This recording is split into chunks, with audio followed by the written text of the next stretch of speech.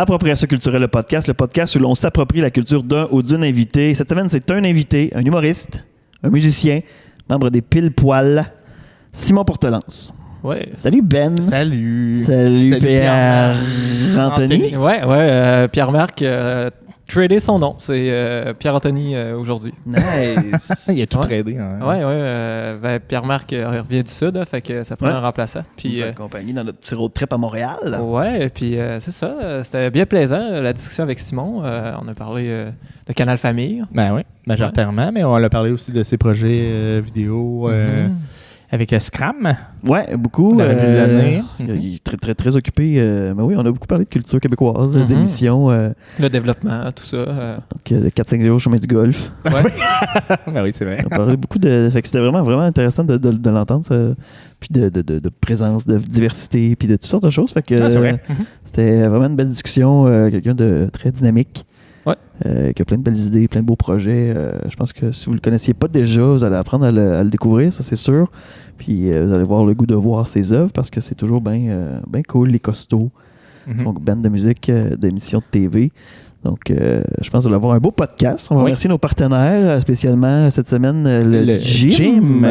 De les productions de l'Instable. Jouer, improviser maintenant. Oui, puis ils nous ont prêté le local généreusement pour qu'on puisse enregistrer à Montréal. Merci le Gym. Merci. Vu qu'on a probablement souvent du monde d'impro qui nous écoute, c'est une place pour vous. D'ailleurs, si ça vous tente de venir faire une séance, il y a moyen. Je pense qu'en fait, la première séance, souvent est... Je pense que la première séance est offerte. Puis après, avec des abonnements hebdomadaires, mensuels, même à la carte et tout ça, je vous encourage. Puis que vous soyez improvisateur, comédien, acteur, peu importe, et juste pour rester actif et ne pas rouiller, de venir jouer. C'est une autre façon, c'est pas de la formation. C'est de la formation, oui, mais c'est pas de la forme. C'est pas de la formation, là. C'est ça. C'est pas de la formation en tant que telle, mais c'est formateur. C'est ça. C'est du jeu. C'est du test. C'est qu'il y a des meneurs à toutes les séances, puis ils proposent des affaires. Comme nous, hier, on a participé à une séance que c'était de jouer avec l'espace. Fait qu'il y avait des modules, puis ça fait différent d'habitude. Puis c'est d'échanger avec d'autres comédiens qu'on connaît pas, puis que c'est vraiment... Un peu du réseautage en même temps. Cool. C'était vraiment le fun.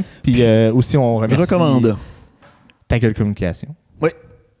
Ta gueule communication, d'ailleurs, étant donné qu'il y a beaucoup de communicateurs qui nous écoutent, ça peut être utile pour vos réseaux sociaux, pour vos sites web, pour vos blogs, pour vos podcasts peut-être. Peut-être que Jenny pourrait vous aider.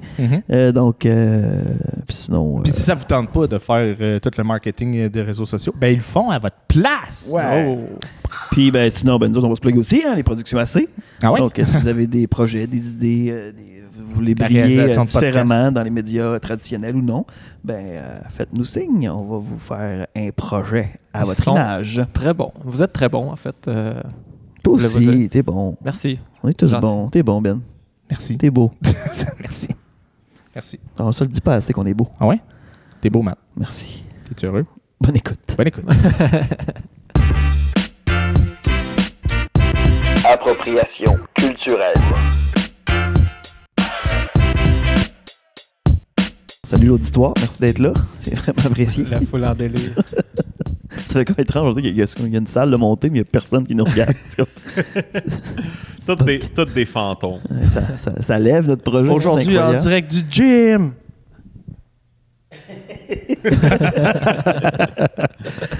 Merci à Frédéric Barbouchi quand même de ne pas être venu, mais bon, il nous a prêté son lieu. C'est pas si pire. Oui. Simon Portelance, salut, ça va bien? Ça va très bien, puis vous autres? Oui, très bien. Merci d'être là, de faire notre premier podcast à Montréal durant ce week-end. C'est un grand plaisir pour moi. Écoute, ça fitait dans mon horaire, fait qu'on en profite quand ça passe. Très cool. Je viens de remarquer ta calotte de Père en flic 2. Oh my God. Pas le 1, le 2. Le 2. C'est parfait, ça. Il n'y a personne qui préfère le 2 de tout. Genre. C'est vrai. Moi, c'est pour ça que je l'ai pris de Père en flic 2. Ouais, déjà, le 1, tu sais, le 1, ça va, mais le 2, c'est la même calice d'affaires, mais avec Mariana Mazza dedans. C'est vrai, hein? C'est le même film. C'est la même affaire, oui. On fait beaucoup ça au Québec. Tu sais, Elvis Gratton, mettons, là. C'est des bons films, là, Pierre Falardeau, mais c'est tout le même pattern, là. Surtout le 2 puis le 3. C'est le qui premier, était comme collé. un petit peu étrange, là, mais... Mais entre le 1 et le 2, il y a eu une longue période quand même, fait que ça se justifie, mais genre, on disait en un été ou 2 étés, comme 2016-17, ils ont fait Nitro 2, Le Père en flic 2, ils ont fait Bon Cop, Bad Cop 2, juste, c'était comme l'été des deux, là. Ça sortait tout. On n'a pas d'inspiration, fait que on va juste faire un 2 de tout. Moi, j'ai hâte à la suite de Hot Dog 2. Oui, je l'attends, lui. Ouais. Et mon Dieu, si ce film-là, je me gonne. C'était bon, hein? Je l'ai pas vu. T'as pas vu Hot Dog? Osé. J'ai jamais osé, on dirait. Ben, c'est correct. Ouais, c'est ça. Ouais. Bon, au Québec, on est bon pour comme pas faire de trilogie. Genre, on va faire un film, on va faire le 2, mais on se rendra jamais au 3. Il y aura pas Cruising Bar 3, là. Oublie ça. C'est les seuls qui ont réussi, c'est les Boys, mettons. Ouais. Forcément, puis Elvis Gratton, mais c'est ça. Là, à chaque fois, le 3, t'as l'impression qu'ils ont comme étiré un peu la sauce. Là, ben, non, quoi que les Boys 3, c'est quand même très bon. Moi, j'ai encore de l'espoir pour Galaxy près de chez vous. Ouais, ben je pense que ça va avoir là, il va y avoir un Galaxy 3, puis après, ils vont faire de Père en flic 3. Hot Dog. On est correct. Ça Nitro 3. OK, on peut se rendre à 3, la gang. Let's Ça go. marche. C'est ça. Nitro 3. C'est Guillaume le Métivierge, à quel point il est rendu où dans ce film-là? Là? Ça va être weird, là. Eux, je me souviens, eux, ils présentaient ça comme le Fast and Furious québécois. C'est vrai, hein? Ouais, non, ça n'a pas été le Fast and Furious. J'ai écouté il y a comme 2 semaines. Je l'avais pas vu. Je pense je devais l'avoir vu il y a comme bien longtemps parce qu'il y a des bouts du film qui me rappelaient quelque chose, mais honnêtement, il y a quoi? Pour vrai, de poursuite automobile, il y a genre 10 minutes. C'est la fin. Poursuite. C'est littéralement la fin. La fin, puis il y a un bout, à un moment donné, là, qui fait des courses le soir pour faire du cash. T'as 2 moments. Ouais. C'est pas Fast and Furious. Fast and Furious, c'est tout le temps des courses. Alors, c'était quoi? C'était-tu dans le 1 que le char en vedette, c'était genre un T-Rex? Un T-Rex. Pourquoi, genre, le char de course par excellence, c'est un T-Rex au Québec, là, tu sais? Parce que c'est fabriqué au Québec, ça a été inventé au Québec. Ok, c'est ça, s'ils voulaient le mettre en valeur. Moi, je pense que c'est très ça. nationaliste. Ouais. Ok. Puis à cette heure, il y en a partout dans toutes les rues. Là. Ça ressemble à quoi un T-Rex? C'est un char à 3 roues, 2 roues en avant puis une roue en arrière. Ah, ok. C'est comme un Spider, mais à l'envers. Ben, c'est Ouais. ça. Après ça, le Spider est arrivé, puis ils ont fait comme ça a plus de bon sens. Pas tant, mais...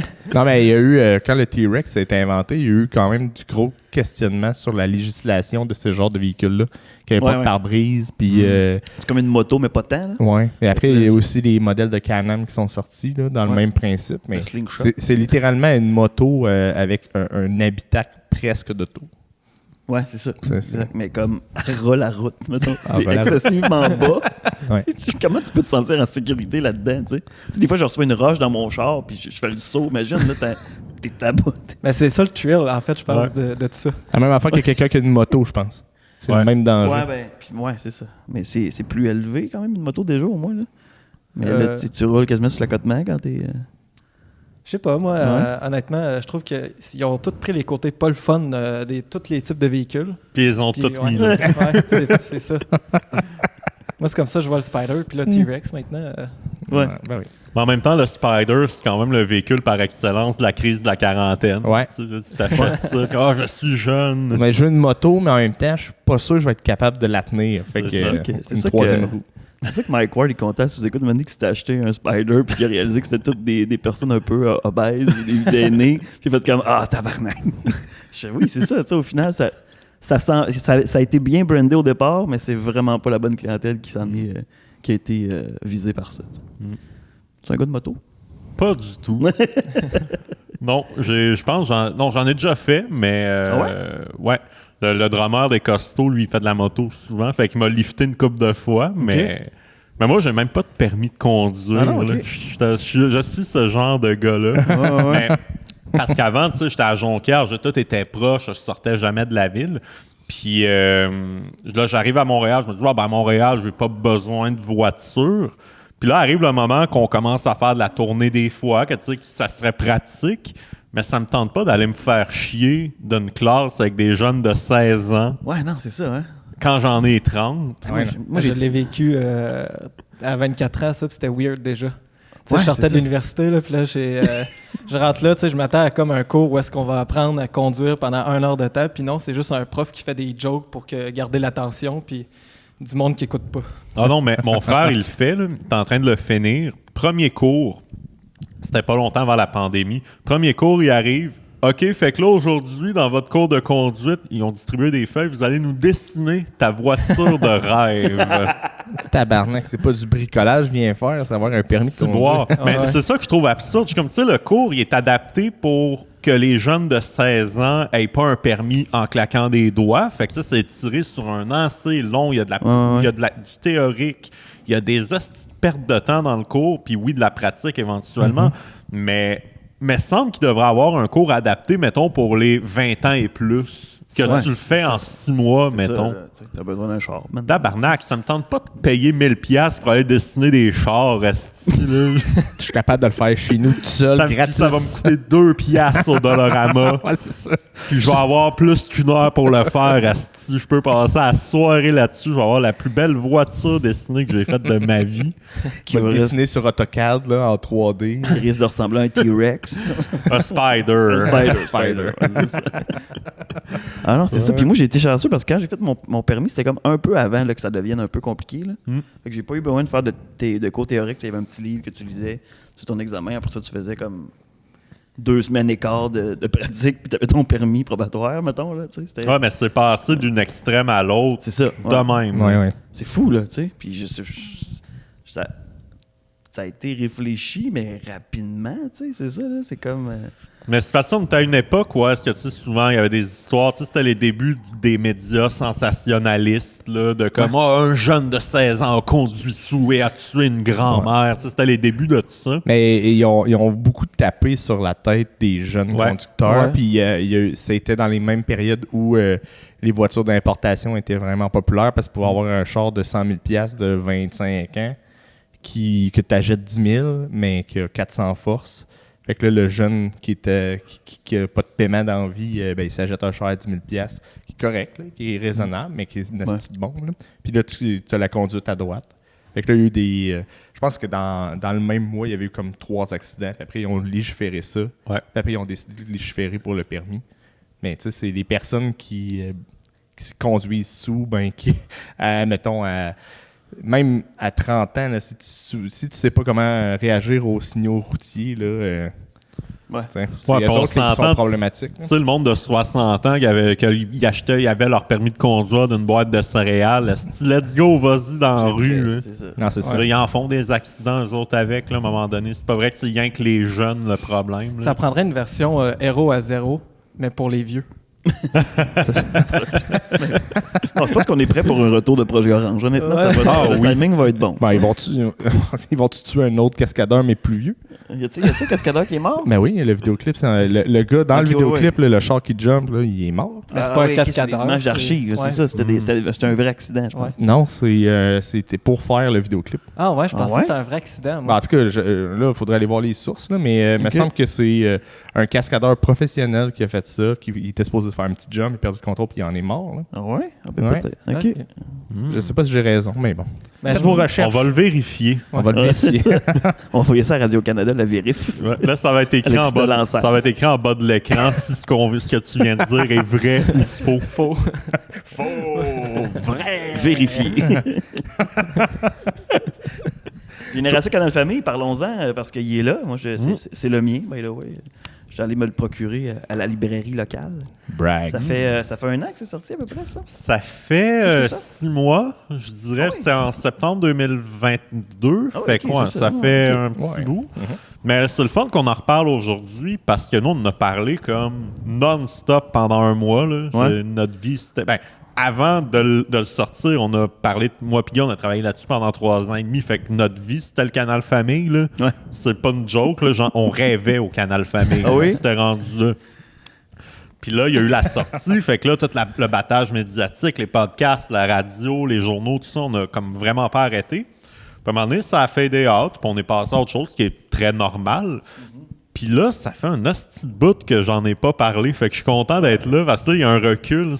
L'expérience va être différente que les autres fois d'avant. La réponse, on s'entend, je pense qu'il y a eu une très, très, très belle réponse. Là, la nostalgie qui est...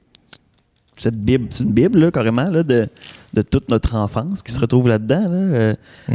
Les commentaires après 6 mois, là, c'est On n'a pas eu grand-chose de négatif. Je veux dire, je pense qu'il y a 2 commentaires négatifs qui sont rentrés, puis dont une personne qui l'avait pas lu, qui a juste dit « Ouais, mais là, faut pas rien que parler de Galaxy puis Radio Enfer, le Canal Famille, c'est pas rien que ça. » Je suis comme « Lis le livre, il y a pas juste ça là-dedans. » T'as-tu lu le livre? Elle non, l'a pas mais... lu. Non, mais... Là, on était fin avec. On a, sur X nombre de pages, il y en a... Il y a 40 pages qui parlent de Radio Enfer et Galaxy sur 360. Je pense que il aurait pu en avoir plus. Ces 2 shows-là auraient mérité plus. Auraient pu avoir plus. Il aurait rien volé. Mais ça, elle l'avait pas lu. Puis l'autre commentaire, c'était genre quelqu'un qui disait « C'est excellent livre, c'est super le fun, mais les bouts sur les stratégies de programmation étaient moins intéressants, mais c'est essentiel à comprendre pour savoir pourquoi c'est devenu vrac. » Fait que ça, c'est même pas si négatif que ça. C'est juste une appréciation personnelle qui est 100% valide. Puis c'est sûr qu'il y a des bouts qui sont un peu plus geeks dans le livre, mais nous, on l'a écrit de même.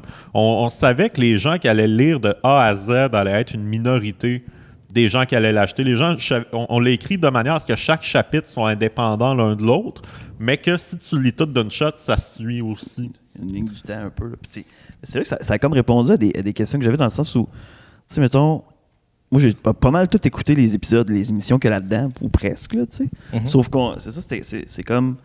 Souvent, ça a joué, mettons, en 92, mais moi, je l'ai écouté en 97 puis en 2002, mettons, parce qu'il y a eu des reprises pendant super longtemps. Mais souvent, c'est les reprises aussi qui ont repogné, là. C'est ça, tu sais. Ben, c'est ça, Galaxy, c'est comme ça que ça a pogné. Je pense que c'est Guy Jodoin qui nous disait ça dans un podcast, justement. Il dit, tu sais, au début, la première saison, personne ne nous en parlait, puis là, maintenant, on a fait comme ça, c'était fini depuis 2 ans, puis là, ça a comme popé solide, là, à cause des reprises, là. Parce qu'il faisait des rafales. Puis là, tu peux écouter 10 épisodes de Galaxy. C'est le début de Netflix, en fait. Ouais, vraiment. Tu peux binge-watcher Galaxy, mais en direct. Ouais, c'est ça. Le vendredi soir, il te passait juste 8 épisodes, un après l'autre. Puis, mais c'est ça. Parce que Canal Famille, c'était pas gros au départ. Là. C'était une petite chaîne câblée. C'est pas TVA, c'est pas Radio-Can. C'est pas ce que tout le monde regardait en même temps. Fait que c'est des émissions qui se découvraient tranquillement, pas vite. Puis je dis, il y a souvent un parallèle à faire entre Canal Famille puis les podcasts sur Internet de nos jours. Tu sais, les gens qui font de l'autoprod, que souvent, c'est des projets qui partent petits, avec un petit following, puis avec le temps, ça grossit. Puis à un moment donné, on a un succès quand même notoire, mais contrairement à la télé traditionnelle, que tu crisses un show en ondes, puis là, il faut que la première semaine, ça fasse 1 million, sinon les annonceurs sont pas contents. C'est pas ça. Tu sais, tu veux rentrer en grande pompe, mais Canal Famille, c'était pas ça. Ils acceptaient qu'il fallait laisser le temps aussi à la sauce de pogner. Il n'y avait pas de pub, dans le fond, au début, Canal Famille? Ouais, mais ça c'était comme un couteau à double tranchant parce que d'un sens, les émissions avaient moins de moyens, fait que c'était broche à foin pas mal. Mais puis il y avait beaucoup de reprises, on se le cachera pas. Mais d'un autre sens, ça faisait en sorte que justement, il n'y avait pas d'attente commerciale de faut atteindre tant, sinon on rentre pas dans notre cash. Peu importe que l'émission était rentable ou non, le chèque était le même. Fait que, tu sais, je pense quand même que c'était une bonne affaire dans le sens que ça a permis à des émissions comme Télépirate qui n'étaient pas solides les premières semaines, mais que, tu sais, la sauce a fini par pogner, puis au bout de 3-4 mois, OK, là, ils ont pogné l'air d'aller, puis là, c'est devenu ce que c'est devenu, puis le bouche-à-oreille s'est fait tranquillement. Galaxy, c'était pareil. Radio Enfer, la première année, il y avait 60 000 de codes d'écoute. À la fin, il était rendu à 375 000. Fait que, tu sais, c'est quand même grâce aux reprises, à force de marteler le show soir après soir en reprise, qu'à un moment donné, le monde a fait « Ah, ben, Chris, c'est bon cette émission-là », puis le mot se passait. Puis... Mais c'est intéressant parce que c'est comme une manière de faire de la télé qui a existé là, qui n'existait pas tant avant, puis qui n'a pas existé après. Le Canal Famille, comme la manière de faire la télé au Canal Famille... Ça n'existait pas avant. Ben, c'est pas vrai. Il y a des choses qui existaient. C'est sûr qu'il y a l'influence de la boîte à surprise, mais le côté qu'on n'a pas tant d'attente que ça. Oui, c'est sûr que si l'émission n'est pas bonne, il y a l'air à débrancher, mais c'était plus au feeling de est-ce qu'on sent que ça peut aller plus loin ou non, plus que est-ce que c'est rentable ou non. Les jeunes étaient-tu consultés pour faire des... Y avait-tu des panels, des focus group? Beaucoup. C'est ça que je dis. Il y avait pas d'attente commerciale, mais ça veut pas dire qu'ils prenaient pas ça au sérieux. Justement, il y avait des focus group, il y avait des chaque émission avant 40 en ondes, peut-être pas les premières années, peut-être pas les 3-4 premières années, mais à un moment donné, on commençait à faire ça, de tester l'émission avant qu'elle soit en ondes, de faire des ajustements. Il allait beaucoup dans les écoles aussi, rencontrer les jeunes. Pour qu'ils parlent de Canal Famille. Les gens de la programmation, c'est pas vrai qu'ils étaient juste dans un bureau à faire, à remplir le grille puis à gérer les émissions. Tu sais, ils allaient souvent dans les écoles parler aux jeunes, leur poser des questions, savoir qu'est-ce que t'aimes pas. Puis c'est ça aussi qui a fait en sorte qu'ils ont été capables de rester au goût du jour puis de s'adapter puis de faire « OK, ouais, quand Télétoon est rentré, tout Canal Famille est devenu un petit peu dépassé. » Fait que c'est justement en parlant aux jeunes « Ouais, tu penses quoi de Canal Famille? » Ben, ils le voyaient bien, tu sais, qu'il y avait de quoi qui marchait pas dans l'image. Fait qu'ils ont fait « OK, solution, on revire de bord, puis on crée Vrac. » Puis il n'y avait pas le choix de le faire. Là. Tu sais, sur Internet, il y a du monde crinqué qui sont encore en crise après Belle, après Astral à l'époque, d'avoir tué Canal Famille. Mais je suis comme, ouais, à un moment donné, il n'y avait pas le choix, là. Parce que le brand, tu sais, l'arbre, on le connaît, on est attaché, mais le brand de Vrac marchait un peu plus auprès du public adolescent, tu sais. Ouais, puis ça marchait autant pour les plus jeunes que pour les plus vieux. Tandis que Canal Famille, le brand, à un moment donné, t'es arrivé à un âge que tu t'identifiais plus à ça, tu sais. Puis, ça n'avait pas été un peu dans la même époque où la consommation de la culture s'est accélérée. L'arrivée de Télétoon. Le web un peu aussi. Avec le web. C'était le début de ça. Tu avais encore Radio-Can qui faisait des émissions jeunesse beaucoup à cette époque-là, quoique éventuellement ils ont arrêté d'en faire, mais ça c'est une autre affaire. Puis ils ont recommencé il y a 4 ans à peu près. Mais il y avait encore ça. Il y a Télé-Québec qui en a tout le temps fait. Là, il y avait Vrac, il y avait Télétoon. Puis en plus, Internet rentrait. Bon, tu pouvais pas tant regarder des émissions à cette époque-là sur Internet, mais c'était comme le début qu'on a pas rien qu'une offre, on en a plein. On n'a pas juste TVA. Mais aussi à l'époque, il y avait moins de barrières entre les pays puis pour la diffusion, parce que c'était déjà très présent dans les films. Là. Mais pour le web, c'était pas vraiment marqué. Fait que il y avait quand même cette chance-là de pouvoir regarder n'importe quel épisode de n'importe quelle émission un peu au monde. Puis après, c'est là que ça s'est un peu plus renfermé là, avec Cartoon Network qui avait fermé au Canada. C'est mettons dans des années 10 là, plus que c'est fin années 2000. 2010. Que ça a commencé à... C'est juste drôle de dire les années 10. Ouais, je sais, mais... De toi, mettons. Ouais, je sais, mais... C'est correct, mais je comprends, c'est ton point. Ouais, non, mais c'est ça. Puis je pense que comme il y a une accélération de Internet, je dirais de 2008 à 2014, là, ça a vraiment comme pogné fou, là, ça a vraiment explosé, là. Puis, on l'a vu avec Facebook, tout ça, c'est encore pire, là. Ça continue de grossir, puis ça prend vraiment plus de place que même la place publique, tu sais. Dans les salles, tout ça. Puis la force aussi du Canal Famille puis de Vrac, c'est qu'il y avait beaucoup de contenu local. Peut-être un peu moins au début, puis là, ça s'est mis. Tu sais, aujourd'hui, le contenu local, c'est sur YouTube, mais ça se perd un petit peu dans la masse, là. Fait que, c'est comment qu'on peut proposer du contenu local aux jeunes d'aujourd'hui? C'est un assez gros défi. On en a parlé beaucoup dans les semaines qu'on faisait le livre. T'sais, autant d'un sens, tu dis, OK, ils sont plutôt à la même place. Fait que tu peux pas comme les attirer organiquement comme avant. Je pense que ça prend des stratégies. Je pense qu'il faut aller les chercher où ils sont, sur Internet, sur TikTok, à l'école. Tu sais, il pourrait avoir une initiative, je sais pas, tu sais, le vendredi après-midi, OK, on va leur passer un épisode d'une émission jeunesse de Radio-Can, de Télé-Québec, juste pour semer à graines, ou on va aller voir un film québécois, juste des fois, tu sais, juste de le voir à l'école, tu fais, hey, ça j'accroche, mais je vais continuer chez nous de l'écouter, tu sais. Parce que si t'attends, après les parents, si t'attends que ça vienne naturellement, l'habitude n'est plus là. Parce que nous autres, on était à l'école, puis là, on écoutait Une grenade avec ça, puis Dans une galaxie, on s'en parlait à l'école. Ramdam, tu sais. Mais la consommation était différente aussi, là. Tu sais, c'était la télévision, puis c'était à des heures précises. T'sais. Moi, je me souviens, quand j'étais vraiment jeune, Passe-Partout, mettons, là, de rentrer à telle heure le dimanche après-midi pour écouter Passe-Partout.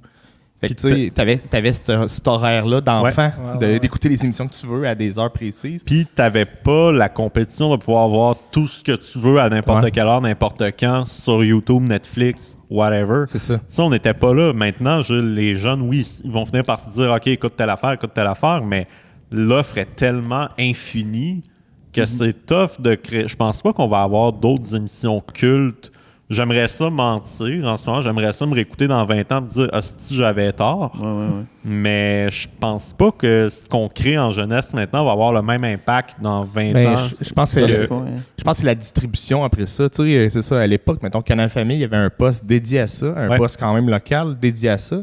Mais il n'y a pas... tu sais, il faudrait un Netflix québécois. Tant qu'il y a... Tu sais, dans le fond, il y a... Tout.tv, mais il n'y a pas vraiment de jeunesse. Ça, je le dis souvent, puis sûrement que je vais me faire des ennemis à force de le répéter, mais je m'en crisse un peu. Faudrait qu'on arrête d'être dans notre mentalité de Radio-Can contre TVA, puis Nouveau contre TVA. Puis comme, à un moment donné, c'est parce qu'on est encore dans ce vieux cercle vicieux-là qui date des années 60. Qu'à l'époque, les familles, soit ils écoutaient Radio-Can, soit TVA, puis il y avait des guerres quasiment de ça. C'est comme le monde qui était indépendantiste ou fédéraliste. Ah oui, à ce point-là? Oh oui, il y avait des tu sais, le Canadien nordique, c'était la même affaire. Tu sais, il y a des gens qui se parlaient pas à cause de ça. Là. C'est fucked up. J'aime mieux Pierre Bruno, non, Patrice Roy. C'est ça, mais ça, on n'est plus là. Je veux dire, le monde a fini par comprendre que tu peux avoir des goûts différents, puis c'est bien correct. Mais au niveau marketing, au niveau... Tu sais, c'est l'argent qui run l'affaire aussi, on ne se le cachera pas. Jamais de la vie que TVA va faire « Hey, je vais aller mettre mon contenu à la même place que Radio-Can puis Nouveau. Mais, en même temps, si on relativise ça plus gros, faudrait qu'ils le fassent parce que, concrètement, la compétition n'est plus juste dans notre territoire, elle est internationale. Puis si on se met pas tous ensemble pour... égaliser l'offre que Netflix, Amazon, Disney a, ben on va se manger entre nous autres puis il n'y aura plus rien. Ouais, ben c'est ça. Faut pas attendre que Netflix veuille investir au Québec pour produire des émissions pour le mettre sur leur plateforme. Ils investissent un peu. Ils font un peu. Mais non, mais ils le font un peu, mais tu sais, on pourra jamais avoir mettons du contenu autant gros que Canal Famille ou VRAC. S'il n'y a pas quelque chose dédié. Si c'est pas dédié à ça, il faudrait qu'il y ait un genre de Netflix québécois où il y a des branches jeunesse avec des productions. C'est ça, que tu as comme une section pour chaque chaîne, puis que tout est bien classé. Mais ils ont tous du bon contenu. Là. Tu sais, Crave a du bon contenu, et pas Elix, mais Illico, vrai. Là. Ouais, ben tu sais, Tout.tv ont du bon stock. Crave. C'est divisé en 3, puis. Tu sais, puis Crave, c'est parti de rien, puis maintenant, ils font des maudites bonnes affaires. Là, que Bell ait acheté Nouveau. Tu sais, je sais que Pierre-Carl Pellado chiait dans ses shorts quand c'est arrivé en disant « Ah, c'est pas bon pour le Québec, ils ont le monopole, nanana. » Je suis comme « Ouais, mais depuis qu'ils l'ont acheté, il n'y a jamais eu autant de production québécoise en même temps. Parce que là, tu as step up sa game aussi. Puis... Parce que c'est ça. Parce qu'eux, ils en offrent plus, mais là, eux, ils disent « Il faut accoter. » Puis comme... Tu sais... ce que j'allais dire, c'est que, tu sais, avant qu'il achète V, là, tu sais, V, qu'est-ce qu'il faisait, V? C'était des quiz, puis c'était genre un souper presque parfait. Le tic-tac-show, c'était bon, là. Non, mais il faisait rien que ça. Il n'y avait pas de fiction. Ils ont fait ces gars-là, à un moment donné, ils en ont fait quelques-unes, quelques petites fictions. Comme TQS avait fait dans le temps. C'est ça, mais c'était pas au calibre que Nouveau offre en ce moment. Nouveau, ils font du HBO québécois, là. Ouais.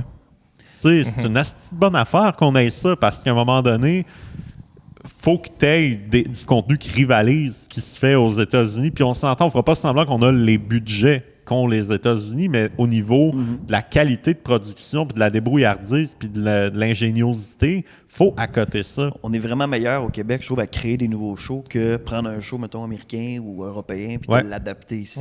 On s'en sort beaucoup mieux. Là, c'est ça qui est le pire, parce que la grosse mode, là, c'est de faire des suites ou de reprendre des vieilles affaires. Là, tu regardes, tu vas au cinéma, là, tu regardes, là, c'est genre Ant-Man 3, après ça, Avatar 2, puis c'est tout le temps des suites de quelque chose. Là. On dit qu'on n'est plus capable de réinventer. Là. Ben, pas juste ça, mais tu sais, mettons, au Québec, on le fait aussi. Tu sais, un gun-fille, la petite vie, genre, on est dans cette ère de revival-là, mais ça existait dans les années 90 aussi. Puis c'est pas vrai que c'est juste au Québec qu'on fait ça. Tu sais, il y a des gens qui disaient « Ah, au Québec, on n'est pas créatif, on fait rien que reprendre des vieux shows. » Bon, oui, il y a une partie de ce qu'on fait que c'est ça. Il y a des formules un peu comme Stat, que c'est comme District 31, comme 30 vies, comme Virginie. C'est toute la même... C'est la même formule copy-paste, mais tu changes le contexte, tu changes les acteurs, puis la recette marche. Je veux dire, il y a un public pour ça. Je vais pas commencer à dire que ça devrait pas exister. Ça marche, ça tire 1 million de codes d'écoute. On va pas cracher là-dessus. Mais Il y a un besoin pour ça. Il y a un besoin pour ça, sauf qu'on peut pas juste faire ça. On peut pas juste offrir des émissions qui font 1 million de codes d'écoute. À un moment donné, on est d'une culture de niche. Je pense que l'important, c'est que tout le monde, par année, il y ait au moins une émission québécoise. Faire ça, j'aimais ça. C'est quoi ton dernier coup de cœur, mettons, ton plus récent que tu as fait? Ça, c'est hot. C'est comme ça que je t'aime. Okay, je dirais que c'est ça qui m'a le plus embarqué. Que ça Oui, mais clairement. Mais bon, là aussi, tu sais, il y a une vibe un peu vintage là-dedans. Mais tu sais, je l'ai pas vu au complet, mais l'Empereur, c'est pas mauvais non plus. Là. Le gars qui le joue, bon, il y a des gens qui critiquaient parce que c'est le chum à Marie-Pierre Morin pis tout, mais il est bon en tabarnak, là. Faut y donner, là. Ça, je suis d'accord. Il est arrivé en audition, clairement que c'était le meilleur, j'y crois. Puis à un moment donné, tu sais, oui, souvent, bon, j'ai des opinions un peu de gauche, tu sais, il y en a qui vont me traiter de woke un peu, mais en même temps, faut quand même reconnaître que c'est pas parce que ta blonde a eu des comportements problématiques avant que tu sois avec que ça fait que toi, t'es problématique. À un moment donné, faut pas tomber dans l'association puis te dire, ah ouais, toi, parce que t'as travaillé avec Julien Lacroix, t'es un crotté. Je suis comme si tu savais pas, là. Non, c'est ça. Tu savais pas, genre, à un moment donné. C'est pas les employés d'Éric Salvaire qui ont à payer, mettons. Ben non, exact. Tu sais, au même titre, quand il y a eu la controverse de OD, tu sais, on s'entend, la seule personne à blâmer, c'est les dirigeants en haut. Après ça, tous les autres en bas de l'échelle, ils font juste faire ce qu'on leur demande de dire, là, ce qu'on leur demande de faire. C'est la même formule depuis 10 ans, tu sais. C'est juste que là, il y a du monde qui ont décidé d'allumer, mais... Ben ouais, mais ça a tout le temps été là. L'intimidation est le personnage principal d'OD, calé. Tu sais, puis ceux qui écoutent les Big Brother US sont pas prêts, là, tu sais. Non.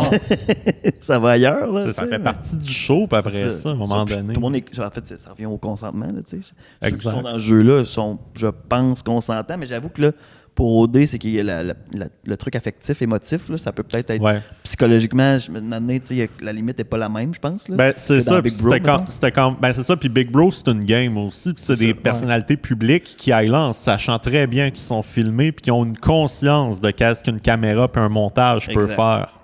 Tandis que le monde qui aille à OD, là, je sais du monde qui n'ont jamais fait de TV de leur vie, c'est des influenceurs qui ont habituellement 100% le contrôle sur tout, qui là se retrouvent dans un show qui n'ont pas le contrôle. Fait qu'il faut pas que tu leur donnes les ingrédients pour te faire mal paraître, mais ça, ils le comprennent pas. c'est ça. Mais c'est normal, tu prends des kidams, t'es mis à la TV. Tu sais, n'importe qui fait pas de TV se fait avoir, là. C'est inévitable. Là. Mais en même temps, c'est ça qui est le fun, tu sais, de voir deux gars s'engueuler pour une fille, puis il y en a un qui braille, là, puis là, je l'aime, il l'a vu 2 fois, là. Moi, je sais pas, ça me fait rire. C'est quelque chose que tu ferais, toi, Big Brother? Hey, moi, j'ai jamais écouté ça. En fait, c'est pas vrai. Okay. J'ai vu des bouts, mais tu sais, moi, je suis pas très télé-réalité, là. J'ai jamais tant embarqué dans... Tu sais, il y a peut-être des mini-exceptions. À un moment donné, je fais « OK, ça, OK, je vais embarquer. » Mais tu sais, tout ce qui est dating show, j'ai jamais été attiré par ça. Okay. Big Brother, je vais te dire, je le ferais pour une raison. 6500$ par semaine. Je me dis, hey, pour vrai, je vais 3-4 semaines, je me pile un petit fond, puis après ça, je suis correct une couple de mois, je suis gras dur. Mais... Tu perdrais comme 2 mois pour créer le bye-bye, pas le bye-bye, mais le Scram. Ah, c'est après. C'est après, fait que moi, je finis la revue de fin d'année, genre, on finit le montage le 26 décembre. Tu sais, Big Brother, c'est en janvier, fait que je suis comme... Parfait. Okay, merci, bonsoir, c'est fait. Bon, ben, on va lancer l'appel à la prod. Il est disponible. Ça marche dans l'horaire. Ben non, ben, je dirais pas non à ça. Qui dirait non à ça à un moment donné? Moi, je dirais pas non. Tu dirais pas non? Mais non. Tu irais, ouais. Moi, je me fais appeler, mettons, chez nous, en Abitibi, vous avez ça tente de participer avec Big Brother, c'est un no-brainer. Là. Ouais, c'est ça. Tu sais, je ferais pas semblant non plus. Tu sais, moi, je suis quand même honnête, là, en général, dans la vie. Je ferais pas semblant. Ah, ça a toujours été mon rêve de faire Big Brother, j'ai grandi avec ça. C'est pas vrai, là. Fanboy. Je savais à peine ce que c'était avant qu'ils fassent l'adaptation. Non, c'est pas vrai, ils en ont fait une à V en 2010. Ouais, c'est vrai, ouais. C'était pas bon, là. Ouais, non, mais ça, je savais que ça existait, mais tu sais, j'ai jamais été fan. J'ai jamais tant embarqué dans ce game-là, mais je comprends le jeu, je comprends ce qu'il faut faire quand même. Puis si tu me dirais, il faut que tu y ailles, j'en écouterais juste pour faire OK, c'est ça la dynamique, c'est ça qu'il faut que je fasse, parfait, on embarque dans le game puis on le fait. C'est pas juste complètement différent de Jérémy Demé. Ça va bien aller. Faut juste que Jérémy Demé a fait, tu le fais pas. Ne sois pas Jérémy Demé. Ou Sébastien. Ou cette plante. Mais en même temps, mettons, moi, j'ai pas écouté ça, Big Brother, puis... je le ferais pareil, puis moi, j'écouterais pas d'épisode. Ouais, il y a un côté... je voudrais juste dire, puis moi, je le dirais, je connais pas ça.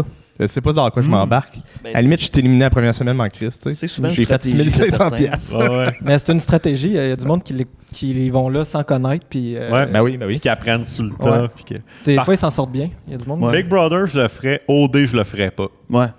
Parce qu'OD, tu parais jamais bien. Non, c'est ça. C'est inévitable. T'as l'air cave. Peu importe. Même en étant conscient de ce que la télé peut faire, le montage peut te faire virer de bord. Puis comme... Tu sais, puis j'ai l'impression que Big Brother, il y a un certain respect de l'intimité aussi, un certain respect. Il y a comme une ligne qui ne dépasseront pas qu'OD, ils vont la dépasser parce que le concept d'OD, c'est le voyeurisme aussi. Tu sais, c'est d'être témoin de... Tu sais, juste de me faire filmer en date. Oublie ça me tente pas, là. Mais il y a quelque chose de weird, tu sais, mettons, tu parles avec une fille, tu sais, puis il y a le caméraman qui te regarde puis il fait « French là? » Ah ouais? Vas-y, French là. C'est ça. Genre, c'est weird, là. Parle, mettons. C'est ça que c'est ça. Mais c'est pas... Ça doit pas être le caméraman, là, ça doit être un réel. Mais je comprends, mais je sais pas.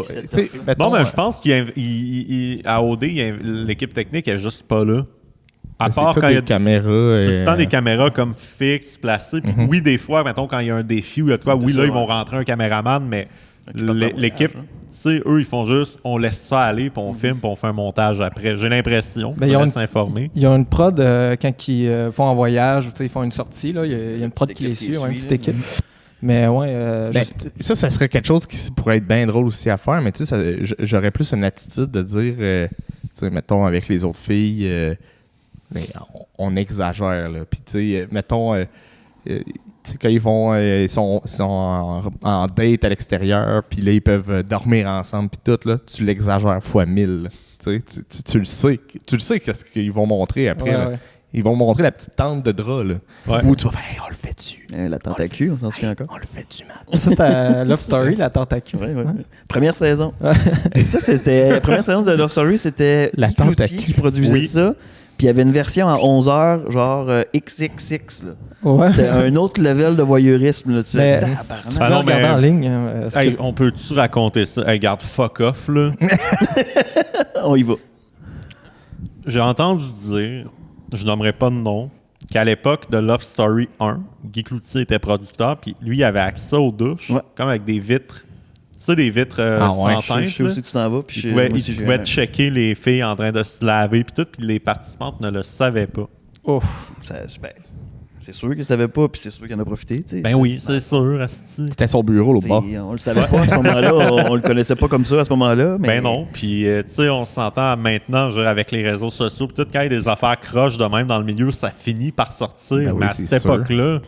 Je pense que c'est sorti un peu dans le même moment, parce que la saison 2, c'était plus lui. Ouais, c'est ça. C'est en 2004 que c'est sorti Nathalie Simard, tout ça. Puis la saison 1 de Love Story, c'était 2003. Fait que Ils ont fait comme on continue le show, mais lui, il se tasse. Puis là, ils ont comme rebrand un peu. Là, c'est devenu un peu le Big Brother du Québec, mettons. Là, c'était beaucoup des jeux, puis tout plus que juste du voyeurisme, parce que c'était vraiment un dating show, mais comme c'était... Mais à la base, c'était vraiment un dating show. Puis il y a un monsieur, là, Sébastien, je ne sais pas son nom de famille. Seb, qui est rentré dans le jeu, puis il a fait « Moi, je m'en vais là pour gagner, puis je m'en fous de comme les relations séduction. » Puis il a pas gagné la saison, mais spoiler alert. Là. Mais, il a gagné le All-Star 2-3 ans plus tard, par exemple. Puis il avait été idéateur au Big Brother de 2010. Ouais, c'est ça. Il était sur l'équipe, mais il a droppé pendant la saison parce qu'il était plus d'accord avec les choix. Puis tu sais, c'est sur YouTube, mettons, le Big Brother de 2010. Puis je retombé les épisodes, puis je fais, ça n'a pas de bon sens. Il y avait un défi. Ils ont juste comme monté le chauffage, puis il fallait qu'il sue. Puis il était à 2. Puis là, il y en a un qui, sa job, c'était de ramasser de la sueur dans un petit pot. Puis là, c'est l'équipe qui avait le plus de sueur qui gagnait. Mais c'est dégueulasse télévisuellement là, j'avais le goût de vomir. C'est que juste pourquoi ils vont voir qu'on écoutait ça à TV. C'était des grosses cotes d'écoute même à l'époque, je pense là. Mais c'était ça a été dans le début de la télé-réalité où on essayait plein d'affaires là, il y a eu autant Love Story, mais il y avait plein d'autres dating shows, surtout à l'international là, mettons des dates où ils se marient sans se voir ou Bachelor, qui était bien populaire. Plein de trucs comme ça. Fait que, ils ont essayé plein d'affaires. Mais il faut leur donner. Ils ont vu qu'il y avait un filon. Ils l'ont exploité sous toutes ses formes, pour le meilleur et pour le pire. Là. Ouais, puis tu sais, j'ai l'impression qu'ils n'ont pas encore fini. Là. Ils n'ont pas fait le tour. Il y a tout le temps des petits trucs qui ressortent. L'amour est dans le pré. Ça fait partie de ces boutures-là. Puis aujourd'hui, Big Brother se base beaucoup sur Big Brother Canada parce que c'est aussi belle. Mais à l'époque, il n'y en avait pas. Là. Au Canada, il y avait aux États-Unis, mais les références n'étaient pas tant là. Puis je pense qu'ils ne voulaient pas aller comme aux États. Là, mais là, à cette heure, tu écoutes le show BB Can, ben, le mois suivant, tu vois les trucs à Big Brother Célébrité pas mal. Ouais, les jeux puis tout ça, là, les défis. C'est quasiment un copier-coller, là, mais c'est correct aussi. Ils ont l'expertise. Ça fait 10 ans qu'ils le font au Canada anglais. Mais... Ah oui, absolument. Mais là, on parlait de Canal Famille, Vrac TV, mais Musique Plus, as-tu fait partie de ta... Moi, j'ai écouté Musique Plus, toute la passe humoriste. Oui, José, Pat Fait que Gros. c'est ça, pas mal, mettons, de 2003-4 à 2007, là. Avec le gros luxe. Puis, le gros luxe, le gros show, tout ça. Puis, par la bande, j'écoutais le combat des clips, j'écoutais ce qu'il y avait autour, plus sur commande, tout ça, mais... Je te dirais que le moment, tu sais, je l'écoutais un peu par défaut quand il y avait de quoi qui m'attirait un peu, mais si on disait le moment que je me suis mis à vraiment triper sa musique pour vrai, mettons, genre en 2008, j'étais en secondaire 3, mettons, que tu sais, là, je suis tombé dans le métal, dans le rock, tout ça, que j'ai fait ça j'en mangeais, là, à cette époque-là. J'en mange encore un peu, mais moins qu'avant. Mais c'est comme l'époque où Musique Plus s'est mis à lâcher la musique, justement, puis qu'il n'y avait plus de perfo de band, qu'il n'y avait plus... Ils ont enlevé Plus sur commande, ils ont enlevé le combat des clips. Je pense que c'est pour ceux qui sont morts aussi, Musique Plus, parce qu'il y a eu un temps où ils prenaient plus de talk show américains, qui mettaient ça dans la programmation à place de faire leur propre prog. Là. Fait que moi, je suis comme 5 ans trop jeune pour avoir connu comme...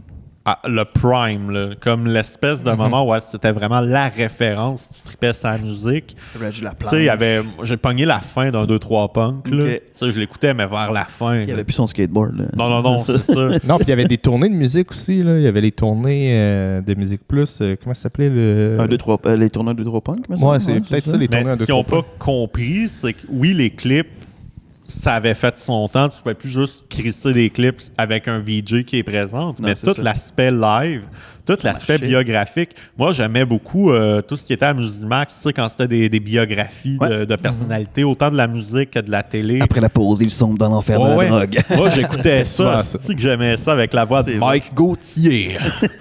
Non, ça, je tripais, tu sais, les générations 70, 80, 90, tu sais, j'ai fait... Toute ma culture générale vient en partie de Musimax, Musique Plus, ces émissions-là. Tu sais, RBO aussi beaucoup. Tu sais, moi, je suis tombé dans RBO peut-être il y a eu le Bye Bye 2006. Là, j'ai vu ça. Je connaissais déjà un petit peu avant. J'avais vu quelques sketchs isolés, mais là, je me suis fait ça, c'est malade, je veux faire ça.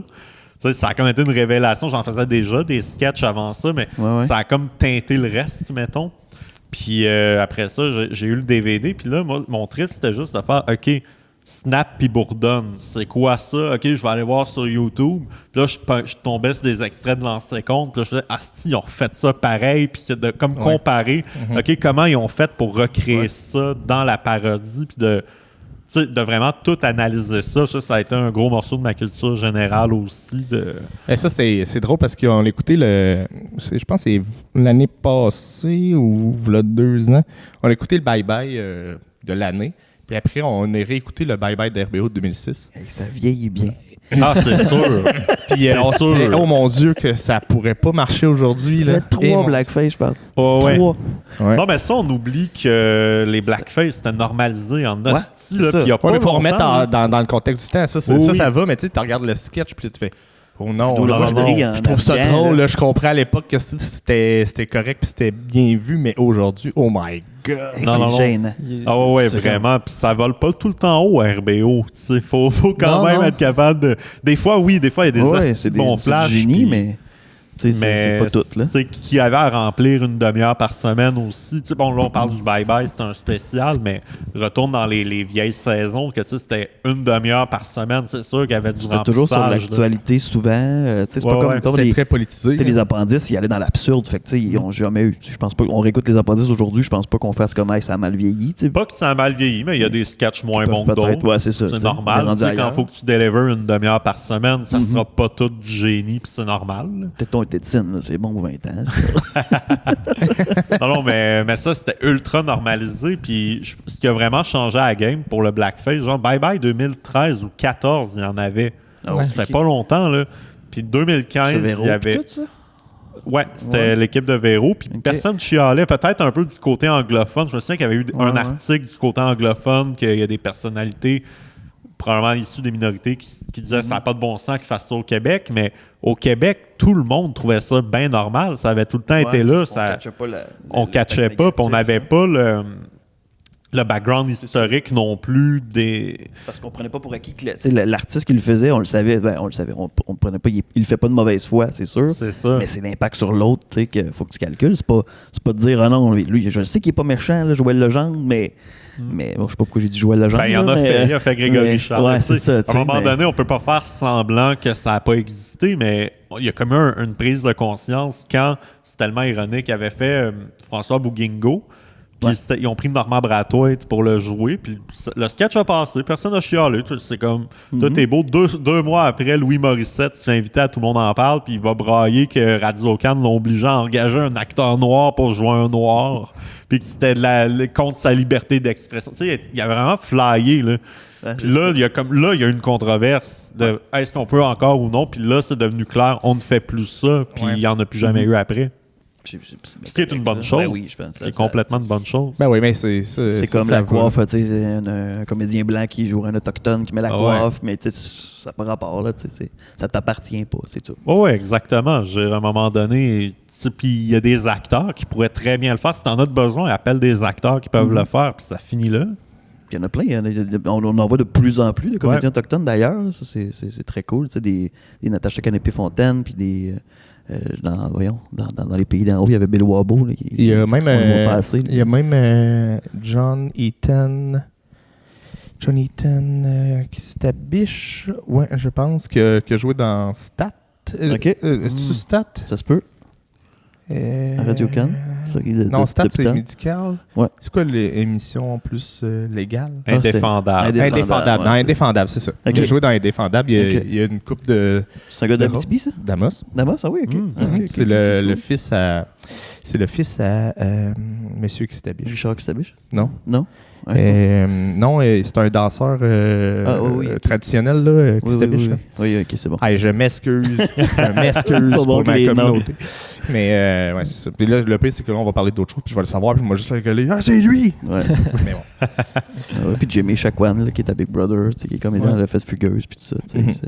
C'est quand même cool que de plus en plus, ils ont du temps à écran, parce que c'est ça aussi qu'il faut que ces gens-là se voient dans la télé pour qu'ils puissent avoir le goût d'en faire, d'en consommer. Participer dans la société avec nous autres, qu'on soit un peu plus. J'imagine que c'était difficile pour ces minorités-là, pour n'importe quelle personne qui est dans une minorité de faire du casting à l'époque où c'était mal vu là, d'être une minorité. Puis que toute la prod était blanche, fait que là, ils engageaient ce qu'eux pensaient que c'était bien. Mais c'est dans leur valeur. Là, ces personnes-là, je veux pas qu'on parle pour eux, mais j'imagine qu'ils se sentaient pas à leur place non plus. T'es comme, je suis seul dans tout. C'est ça qu'on entend, je pense.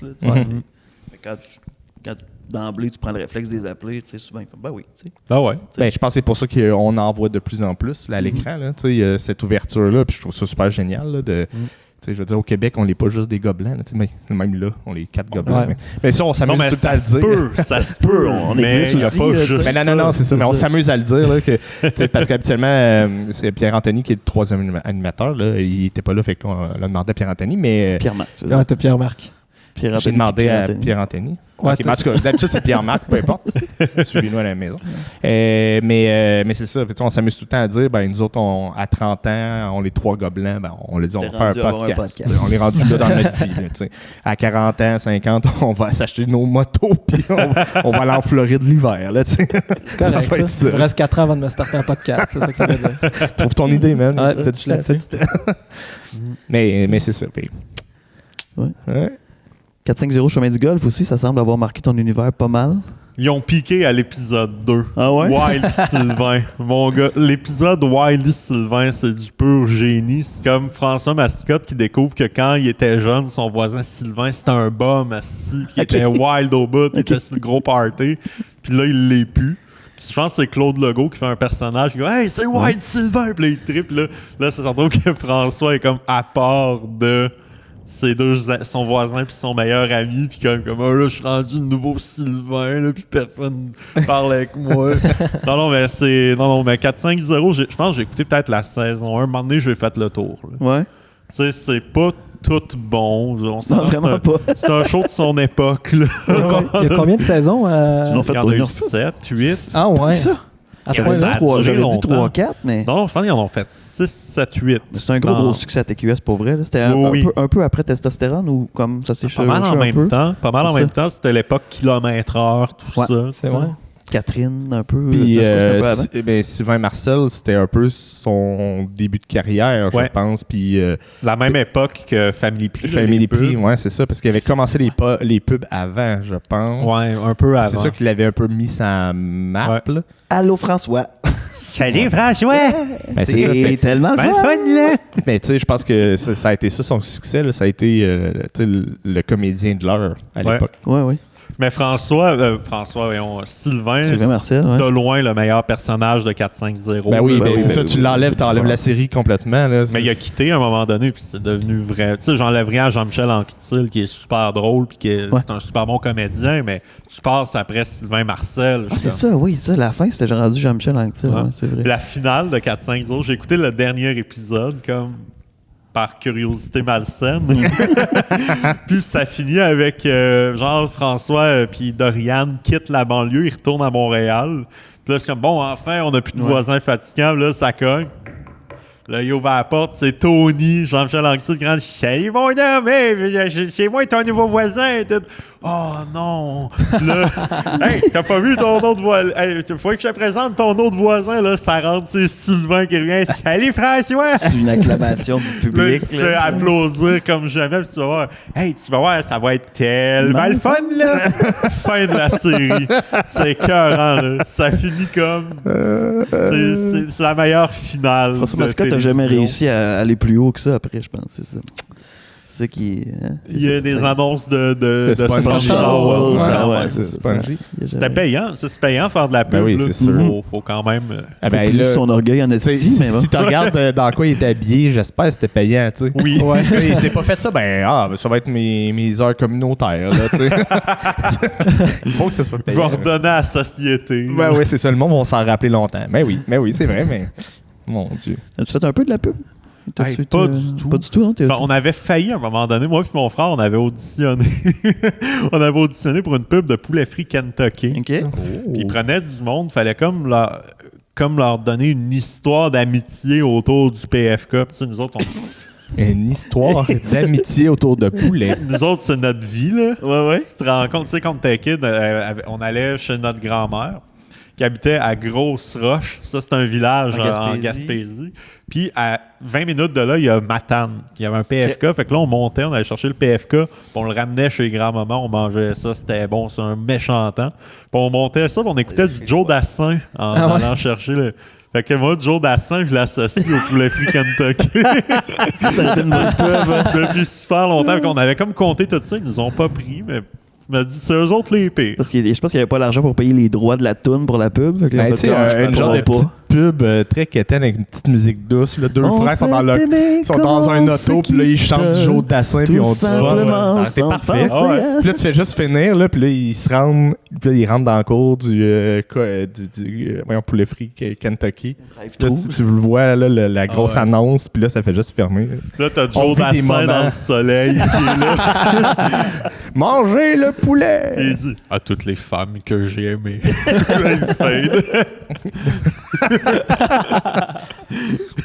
Chris, ils ont pensé à côté de quelque chose. Un petit poulet au chocolat. Ça aurait été parfait. Les Denis avaient steppé up la game de PFK pendant une couple d'années. C'était bon. C'était des bonnes pubs, ça. Ils se permettaient de...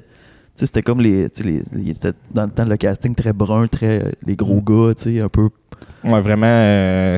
Pas laid, mais un peu laid dans le fond. Là. Fait que ça, avec des PFK, weirdos, ils s'assumaient au bout là, dans le fond. Là. Parce que tu sais, à l'époque, on savait pas c'était qui tant que ça qui était derrière les Denis Drolet. On connaissait pas Sébastien et Vincent. Là. C'est ça. C'était les deux personnages, point. Là. C'est vrai, ça fait pas si longtemps qu'on connaît les personnes derrière. Puis qui font des trucs séparés aussi. Là. Avant, ils étaient tout le temps ensemble. Là. Vraiment. Ouais. Après, ils ont rajouté dans le trio Just to Buy My Love. Ben, Just to Buy, il est là depuis le début. Oui, il est là dans tout mais il parlait pas. Mais il parlait pas. Juste, mais à un moment donné, il était plus présent dans il a peut-être été tout le temps présent, mais à l'écran, il était plus présent. Puis après ça, ils ont commencé à faire des affaires un peu séparées. Quand les podcasts ont commencé, justement, parce que maintenant, tout le temps en Denis dans les podcasts, ça devient un peu lourd. Ben oui, c'est sûr.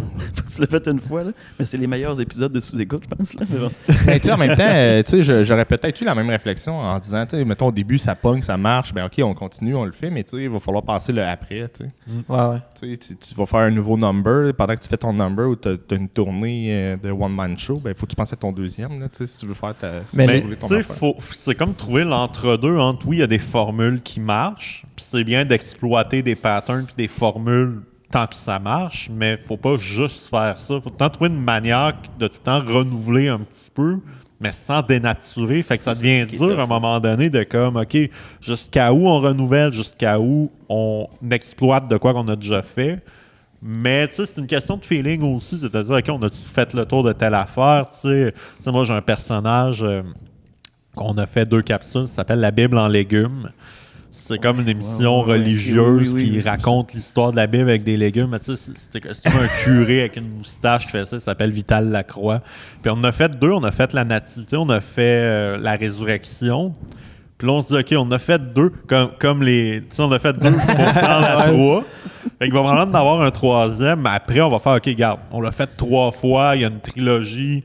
Après, le personnage va peut-être revenir, mais il va être remis dans un autre contexte, on va le faire évoluer, on va peut-être plus voir la personne derrière le personnage, plus sa vie, je sais pas, mais c'est avant on était beaucoup dans on fait jamais la même affaire, on fait tout le temps de quoi de nouveau, mais à un moment donné, t'es comme ouais, mais là-dedans, il y a des patterns puis des personnages que tu as créés que si tu leur ferais une deuxième fois, le monde s'attacherait plus, puis là, il y aurait comme de quoi, tu sais, un peu comme Claude Crest, avec Maxime Gervais, au début, c'était rien qu'un petit vidéo Facebook, ça a marché, on a fait un deuxième, ça a encore plus marché, des fois, il faut feeder à la bête aussi. Mais faut pas rien que faire ça. Faut quand même que tu trouves une manière de te renouveler à travers ça. Fait que je pense que c'est comme un peu le défi de tout le monde qui est créateur, là, en général. De pas... Mais je pense que les Denis Drolet, au départ, il y avait beaucoup de questionnements, mais ils ont été vraiment beaucoup dans l'absurde. Puis ils ont vraiment tâté le terrain. Là. La limite, elle va où? Puis ça a été ça un peu la recherche. Parce qu'on peut dire qu'ils sont un peu intouchables. Là, ils peuvent dire ce qu'ils veulent. Mais on sait que c'est des personnages. Et on sait que c'est des personnages. On le sait que c'est jamais avec malice. Ou, c'est ça aussi en humour. Je pense qu'on pense. Ça fait pas longtemps qu'on pense à c'est quoi l'intention que les gens vont percevoir de tout ça, puis c'est quoi que toi tu dégages en tant que personne, puis en tant qu'humoriste. Je pense qu'on peut tout dire, mais moi, en tant qu'individu, je ne peux pas tout dire à moi tout seul, mettons. Ouais. Mais collectivement, on peut tout dire. Mais ça dépend, c'est quoi ton personnage, c'est quoi le contexte, c'est quoi... Tu sais, c'est-tu clair que t'es dans le... Ouais, que la compréhension du personnage, tu sais, que les gens, ils te voient comme un personnage et non, ils te voient toi. T'sais. Parce que, tu sais, quelqu'un qui fait du stand-up, oui, c'est toi, mais c'est toi en personnage. C'est ça. Mais... Tu sais, souvent, Guy Nantel, il va dire des affaires qui passeront pas, mais c'est parce qu'on sait que Guy Nantel, il part de ce qu'il pense vraiment, puis il l'exagère fois 1000. Fait que s'il pense de quoi d'un peu controversé qui va peut-être déranger du monde, puis qu'il l'exagère fois 1000, ça donne des propos qui n'ont aucun asti de bon sens. Lui, il sort la carte de deuxième degré, non, mais c'est pas du deuxième degré, c'est de l'exagération. Deuxième degré, c'est quelqu'un comme Yvon Deschamps qui va dire 100% le contraire de ce qu'il pense, mais de manière tellement grosse que t'es comme, c'est sûr qu'il n'y a. Ouais, puis les gens qui captent le deuxième degré, ben, ils vont trouver ça drôle parce qu'ils comprennent la référence. Puis ceux qui comprennent pas le deuxième degré vont trouver ça drôle parce que c'est juste misogyne ou intolérant, ces propos. Là. Fait qu'il plaisait à tout le monde aussi. Ouais. Le monde prenait ce qu'il voulait. C'est pour ça qu'Yvon Deschamps aussi, c'est un intouchable. Il y a eu certains un peu mini-débats là, des fois sur ses paroles, mais c'était des gens qui comprenaient pas le deuxième degré. C'est ça. Mais dès que... Ben, c'est aussi qu'est-ce que tu dégages comme personne. Ils vont des chants, faisaient des gags vraiment épouvantables, mais après ça, ils chantaient une chanson humaniste, faut s'aimer les autres. Aimons-nous, c'est ultra... c'est ultra rempli d'amour. Tu le vois avec Judy, t'es comme tabarnak. Le monsieur, il a l'air adorable. Tu peux pas. Fait que, tu sais, tu peux pas y en vouloir. Mais tu sais, ça, il amenait comme une cassure à son personnage. Ouais. Tu sais, ce que Guy Nantel fait pas nécessairement. Dans le sens qu'il est tout le temps il est tout le temps en personnage. Fait que, mais le personnage, c'est lui. Ouais, c'est ça. Penses-tu que s'il avait été élu, il aurait gardé son personnage de Guy Nantel? Mais non, mais ça, c'est une question. Moi, je m'avais posé un peu, là, tu sais. Mettons, il est élu, là, puis il a plané un peu sur son succès d'humoriste pour atteindre ce but-là, mais s'il avait vraiment été élu, comment il aurait réagi ça? Là? Comment il aurait été il fait des règles de 3 dans ses questions à l'Assemblée nationale. Mais tu sais, en même temps, c'est quelqu'un d'ultra intelligent, c'est quelqu'un qui, je pense, est conscient de tout ça aussi. Je pense pas qu'il ne sait pas là, ce qu'on est en train de dire là. Non. Tu sais... Moi, c'est plus une question de est-ce que le public peut comprendre c'est quoi ton intention? Parce que le public, il faut que tu prennes un peu... Tu sais, tu veux pas tout y donner tout cuit dans la gueule, mais il faut quand même que tu donnes des indices pour qu'ils comprennent. Des fois, t'es mieux d'en donner un peu trop, puis que ce soit clair que pas assez, puis que ce soit pas clair. Il y a comme... tu sais, Julien Lacroix, c'était du 2e degré, mais tu sais, on s'est rendu compte que finalement, c'était pas tant du 2e degré. Mais il jouait comme un genre de 2e degré, mais comme très malhabile, là, tu sais. Moi, je dis ce propos-là d'une manière très naïve, puis là, je me rends compte en le disant que c'est pas correct, puis là, tu blagues là-dessus, là.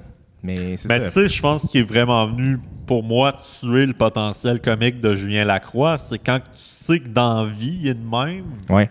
C'est pas un personnage, c'est comme, OK, là, c'est grave en esti.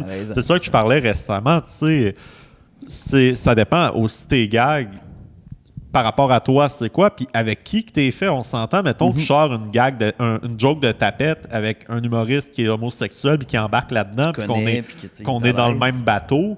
Il n'y a pas de discrimination. Il est là pour répondre. C'est fait dans le respect, puis si c'est coécrit, c'est parce que... Exact, c'est fait dans le respect, puis c'est fait dans on rit ensemble. Mais quand c'est toute une gang d'hétéros qui vont faire des jokes, c'est gay tout le temps, comme à Piment Fort dans le temps, c'est ça. C'est là que ça passe pas, parce que c'est juste une position...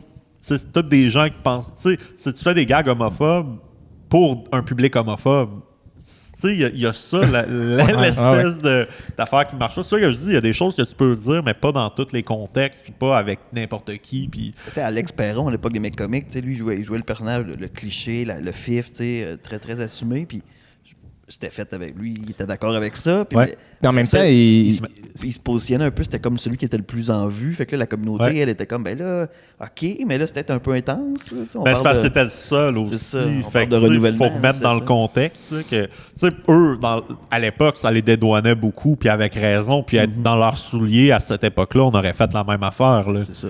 On crée ensemble, il n'est pas blessé. Mais en même temps, Alex, il avait quand même une personnalité pétillante. Mais il est de même pour vrai. C'est ça. Il est de même pour vrai. Il ne l'a pas inventé. Non, mais il n'a pas fait d'effort pour faire ça. C'était lui. Là, fait que... Ouais. Puis en même temps, c'est ça. Peut-être, on revient à ça que le macho, Lou Morissette, des fois, je pense que c'était vu comme le méchant, mais c'est pas tout le monde qui le voyait comme un méchant. Fait que là, c'est ça. C'était ce bout-là. Il y en a qui l'adulaient un peu trop. Là. Ouais. Ça devenait un peu toxique. Là. Non, c'est clair. Mais tu sais, je pense c'est ça. Cette semaine, j'avais fait un statut là, comme quoi, parce qu'aux Olivier, ils ont fait un number un peu pour rire des humoristes des années 90. Catherine Levac. Virginie Fortin puis Arnaud. Ouais, c'est ça. Les humoristes Pat et Mac. Puis là, tout le monde, il y a des gens qui chiaient dans le culotte, dont Sophie Durocher, Guy Nantel, tout ça. Puis même sur Internet, ça partait, là, ils n'ont pas de respect. Je suis comme, ouais, mais eux, il y a le gag qu'ils faisaient il y a 30 ans, c'était ça. Pire que ça. Il y a du monde aussi, fait qu'à un moment donné, juste l'arroseur arrosé, c'est juste normal. Ben là, c'est ça, t'avais des personnages comme Madame Jagger ou Priscilla, qui faisaient vraiment du gros cliché féministe, là, ça aidait pas le mouvement pendant tout, là. Non, mais tu sais, en même temps, on ne sait pas où est-ce que nous, en ce moment, on va être dans 20 ans. Mais non, c'est ça. Fait clairement que nous, il y a des gens dans 20 ans qui vont rire de nous autres de « Hey, on marche sur des œufs parce qu'on peut pas rire de ça, on peut pas rire de... Tu sais, eux autres vont être rendus ailleurs, là. Tu sais, ils vont être rendus au point qu'il va en avoir de la diversité. Les femmes vont avoir plus de place en humour. Tu sais, il y aura pas de différence. Chemin encore, là. Il y a du chemin encore. On a juste fait le premier step, mais donne-nous encore 20 ans, je peux pas croire qu'on va arriver à un point où est-ce qu'on va pouvoir rire de tout avec les personnes concernées, puis qu'eux, ils vont rire de nous autres, là, qu'on était comme, on fait attention, c'est plus gros. Ça, l'espèce de clash générationnel qu'on a en ce moment, il va être risible dans 20 ans. Là. Mais là, je pense qu'on vit le retour du balancier dans toutes les injustices sexistes, racistes et tout ça. Fait que ça se replace un peu. Là, c'est vraiment, il y avait un extrême contre ces minorités-là. Là, ça s'est replacé, puis que là, le mouvement il est vraiment extrême. Puis après, on va juste voir le balancier revenir pour avoir un équilibre de ça. Là. Je pense que c'est juste naturel que ça soit comme ça. Là, que là, on se pose toutes les questions sur hey, on peut-tu faire ça? T'sais, est-ce que je peux. Je suis un homme hétéro, mais est-ce que je peux jouer à TV un homme homosexuel? T'sais? La question se pose. Là, elle se pose, puis après, il y aura ce débat-là, puis maintenant, on trouvera une solution, puis on la posera plus, cette question-là, on va le savoir. T'sais. Mais il faut ce retour-là des extrêmes. Tu sais, de ce point de vue-là, tu sais, à ta question, tu sais, ça va tuer un peu le jeu, le développement de jeu, je pense, tu sais, de comme on peut pas jouer un gay, ça va comme, tu sais, pas dans le sens que développement de personnage, tout ça. C'est dur parce que il y a tout le temps, autant d'un sens, il y a être un acteur, c'est jouer ce que t'es pas, mais autant d'un autre sens, tu dis, ouais, mais est-ce que les personnes homosexuelles ont vraiment pris leur place dans le milieu artistique au Québec? Fait que je comprends. Moi, pour moi, les deux points de vue sont valables. Je me situe à quelque part entre les deux. Je suis comme, bon, regarde, on va laisser ça aller, puis probablement que ça va prendre un petit bout où est-ce que oui, on va donner les rôles d'homosexuels aux homosexuels pendant un petit moment. Puis après ça, quand ils vont avoir pris leur place, ça va être comme, OK, là, c'est correct, puis on passe à autre chose. Puis, tu sais, le veut pas, on est le reflet de la société dans laquelle on est, puis là, on a vécu beaucoup de bouleversements depuis 5-6 ans, puis ça change vite là, avec Internet. Là. Ben, tu sais, avec toute la prod, puis on s'entend souvent, les dirigeants de prod, c'est du monde plus vieux. Fait que déjà, après, quand tu as les sorties de nouveaux comédiens ou de nouveaux acteurs qui sortent à l'école, il y a vraiment un gros clash de génération. Fait que, tu sais, eux autres, ils n'avaient pas l'intention au début, des producteurs, de dire on va faire des listes, ou des agences, on va faire des listes de comédiens, puis on va dire c'est quoi leur genre. Puis c'est quoi leur truc. Puis la même affaire pour, dans le fond, quand c'était les blackface, il y avait juste une agence où il y avait juste des blancs. Ben, on a besoin d'un noir dans ça. Ben, on va prendre un blanc, puis on n'a pas de noir. Fait que ça justifie pas rien, mais ça a été cette réflexion-là. Puis c'est la même affaire pour homosexuels ou n'importe quel... j'ai pris ça comme ça. Là, oui, mais c'est ça. Mais moi, je pense que c'est ça. Là, puis là, en ayant moins d'embûches pour faire partie d'agence, pour les minorités en tant que telles, ben là, il va en avoir de plus en plus. Mais maintenant, il faut se poser la question, est-ce qu'on veut avoir un homme trans qui est opéré, mais qui... là, ça va être très niché comme personnage, puis là, on va faire une liste, il y a une personne. Est-ce que, quand même, c'est un bon comédien ou une bonne comédienne? Là, ça sera à se poser, parce qu'à mon avis, ça va être le talent. Mais bon, il va falloir se poser la question. Ben moi, je pense aussi que c'est une question, est-ce que c'est fait dans le respect puis en connaissance des sujets? Moi, j'ai pas la prétention de tout connaître. Il y a des zones grises que je ne comprends pas encore au moment où je vous parle. Mais j'essaie de m'éduquer là-dessus, puis j'essaie de comprendre. Puis au pire, tu sais, ce que les gens comprennent pas aussi, au pire, tu poses une question, c'est mieux avoir l'air tata sur le coup, puis te faire expliquer, puis comprendre, que de ne jamais comprendre. Mais peut-être que aussi dans les futurs castings, là je lance ça de même, là, mais c'est un peu ma vision, mais il n'y aura plus de casting de sexe, il n'y aura plus de casting de couleur de peau, il n'y aura plus de casting de hétéro ou je pense qu'ils vont juste dire on a besoin, où ils vont aller comme on a besoin d'une fille parce qu'elle doit être enceinte. Ça peut pas être un homme. Ou on a besoin de quelqu'un ou un personnage qui va être homosexuel par savoir rapport dans l'histoire. Mais sinon, ça peut être n'importe qui, n'importe quand. Allez-y avec les bons comédiens, qu'ils soient trans, minorités, peu importe. Là, là, le temps file, mais on n'a pas parlé de Scram encore. On peut en parler. Parce que là, c'est commencé en quelle année, ça, Scram? Scram, le premier qu'on a fait, c'était en 2017. Oui, quand même. Ça, au début, c'était juste 8 minutes. C'était quelques petits flashs tournés rapidement en 2 jours. Mais c'est devenu, au fil des années, une vraie revue de fin d'année là, qui dure une demi-heure avec des vrais sketchs, avec des vrais lieux, puis des invités, tout ça. Fait que c'est le fun, c'est de quoi qui a évolué naturellement, un peu comme on parlait de Canal Famille, que tu lances le truc, il n'y a pas tant de monde qui écoute ça, puis là ça grossit, ça se peaufine avec le temps. Ben c'est un peu ça, ça a commencé vraiment petit, avec juste nous autres comme acteurs. À peine, il y avait un invité, c'était notre coloc. Là. C'était là, le journée du tournage, fait qu'on y a mis une perruque. Ouais, c'est vraiment ça. Puis finalement, ça a pris de l'ampleur. Puis là, le 2022 a été financé et diffusé par Juste pour rire. Ouais. Fait cool, que ça, on est super contents. Puis on a, je le dis autant que je peux, on a vraiment eu carte blanche. Là. Ils n'ont pas. C'est dur d'aller chercher. Ça s'est passé comment? C'est vous autres qui les approchez? Naturellement. Ouais. Naturellement, parce que nous, on connaît quelqu'un qui est chez Juste pour rire. Puis c'était au moment qu'ils ont commencé à avoir des sidérés avec Juste pour rire. Puis on savait qu'ils commençaient à produire du contenu web. Fait qu'on y a écrit. Je me souviens plus trop qui a écrit Patrick. À qui, mais c'est pas Patrick, c'est quelqu'un d'autre. Mathieu Niquette, pour ne pas le nommer. Okay. Mais c'est ça, puis lui a parlé pour nous, puis eux étaient bien intéressés, puis ça s'est vraiment fait naturellement.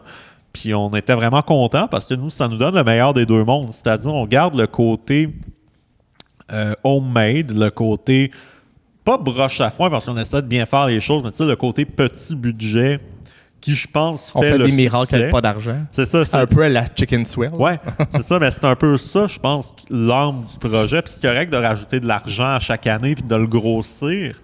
Mais je pense qu'il faut que ça reste de l'autoprod quand même. Je pense que c'est ça qui fait le charme du projet. Parce que du moment que tu rends ça au niveau du bye-bye, comme les deux shows vont s'annuler. Là, Mais mettons cette année, là, on peut en parler, là, bravo, là, le flash de Doctor Strange dans l'anneau de Montréal. Là. Oh ouais. Qu'est-ce que j'étais content de voir ça. J'ai fait man, c'est bon. Là. Nous, quand l'idée est venue, on se disait, tu sais, le gag que l'anneau, c'est un portail, ça a été fait plein de fois. On se disait, ouais, mais personne ne l'a fait en vidéo.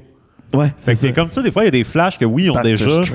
Il y a des flashs que le monde a déjà eu, que tu sors, OK, mais ça, le monde l'a pas fait avec Doctor Strange, puis on l'a pas vu le portail s'activer, puis tout le monde a juste fait un meme avec ça. Puis le gag est gros de même, là, tu sais, c'est fait pour ça, on dirait. Là. Ben, je suis content que tu aies aimé ça, puis ben, c'est ça, c'est vraiment de trouver une manière de faire beaucoup avec peu, puis c'est ça puis que ce soit communautaire, tu sais, je trouve ça le fun que ce soit majoritairement des humoristes de la relève ou des comédiens émergents, mais que de temps en temps, on drop un invité plus notoire qui vient faire un petit quelque chose. Vous avez eu Guy Jodoin cette année, on a eu Guy Jodoin, on a eu Chantal Lamarre, on a eu Joël Legendre, Mona de Grenoble. Puis il y en a eu plein d'autres, mais c'est les premiers. Je dirais c'est ceux qui sont les plus en vue en ce moment qu'on a eu. Mais nous, en même temps, ça, c'est des petits clins d'œil. C'est le fun, ils acceptent de le faire bénévolement parce que ça leur tente, parce qu'ils disent le projet il a l'air le fun. Puis la plus juste pour rire, ça aide aussi, j'imagine, ça donne un peu de crédibilité et d'envergure au projet finalement. Oui, exactement, ça donne une crédibilité, mais tu sais, ça reste du web, ça reste qu'on n'a pas un gros budget pour faire ça. Tu sais, en ce moment, on est au point qu'on paye plus pour le faire. Les premières années, on payait pour faire Scram. On sortait du cash de notre poche. Puis là, en 2021, on a fait un socio-financement en se disant, bon, on va montrer ce qu'on peut faire avec un plus gros budget. Ça a donné une assez bonne édition, à mon avis. Puis là, avec Juste pour rire, on est allé plus loin avec un petit peu plus d'argent que l'année d'avant. Là, l'année prochaine, il va en avoir un peu plus. Mais tu sais, j'aime ça l'idée que c'est tranquillement pas vite, puis que ça prend de la place, puis que tranquillement pas vite, le mot se passe que, tu sais, écoute ça à la place que le bye-bye, puis tu vas plus aimer ça. Ça complète, en fait, je pense. C'est ça. Nous, on n'a pas la prétention. On n'a pas la prétention de faire mieux qu'eux, on fait différent. Peut-être, oui, exact. Puis c'est correct que les deux existent. Puis je suis d'accord avec le point, tu sais, je pense que c'est Yann Terriot qui avait dit ça à un moment donné, que c'est à cause justement du sketch de Doctor Strange, puis de le sketch d'ouverture là, avec les deepfakes. Il a dit ça, il faut qu'il fasse attention parce qu'il se rapproche un peu du bye-bye en ayant ces moyens-là. Puis je suis d'accord jusqu'à un certain point, mais en même temps, ça reste que c'est fait avec fuck all. Fait c'est juste du temps et de la motivation. Fait qu'à un moment donné, on va pas faire exprès pour faire de la mauvaise prod juste pour pas avoir l'air. Ça, là, c'est ça. Mais ça se sent aussi que c'est communautaire. Ça se sent qu'on fait tout, que tout le monde est impliqué dans tout. Fait que même si la prod s'améliore visuellement, je pense que tant que l'essence de ça puis que notre pool d'auteurs reste démocratique, ça va marcher pareil. Ben, dans le fond, c'est vraiment ça. C'est le pool d'auteurs qui fait la différence. Si vous aviez des auteurs semblables au bye-bye, ben, le contenu serait beaucoup plus proche. Là, ben, c'est que le bye-bye aussi, ils ont la conscience que tout le monde au Québec va l'écouter. Fait qu'il faut que tout le monde ait un moment dans le show qui ont vraiment aimé ça. Puis ça sent qu'ils veulent plaire à tout le monde. OK, ce sketch-là, il est pour tel public cible. Ce sketch-là, c'est pour tel public cible. Nous autres, on fait juste on va faire le sketch le plus drôle possible à notre avis. puis le monde va embarquer ou ils embarqueront pas. Vous connaissez votre public. Mais ça fait que le show a oui, c'est pas tout le temps pareil d'un sketch à l'autre, mais il y a quand même une couleur qui reste du début à la fin. Un peu comme quand RBO faisait le bye-bye. Eux, ils se posaient pas la question est-ce que le grand public. Regarde, ils veulent du RBO, on va leur donner du RBO, puis le monde va aimer ou ne pas aimer. Mais... Ils aimaient ça graffiner aussi, RBO. Là, mais ça faisait partie de leur couleur. C'est pas parce que là, ils faisaient le bye-bye que là, tout d'un coup, ça allait devenir grand public. Politically correct. Puis, mais non. C'est beige, non, c'est ça. Tu veux eux, ben tu vas avoir eux. Fait que je pense que c'est c'est des différentes forces qu'on a derrière ce projet-là. Quand les appendices se sont terminés, j'avais pensé que probablement que Télé-Québec vous approcherait, mais ça a-tu été quelque chose, la télé, pour vous autres? Non, je sais jamais. La télé nous a jamais appelés. Okay. Pour nous, c'est pas un objectif, dans le sens que si on nous l'offre, on serait capable de dire non, mais on pousse pas plus qu'il faut. Moi, je pense que c'est mieux qu'on y aille une étape à la fois puis que ça grossisse tranquillement. Bon, c'est sûr qu'on arrive à 30 ans, mais en même temps, je pense qu'au moment où on est rendu assez habile que je pense que les choses vont se faire naturellement. Puis moi, j'ai tout le temps dit aussi, c'est parce que c'est toi qui vas cogner aux portes, c'est pas toi qui as le gros bout du bâton. Tandis que quand quelqu'un vient te chercher, c'est parce qu'il te veut pour vrai. Fait que là, tu peux imposer tes conditions plus facilement. Moi, à un moment donné, il avait été...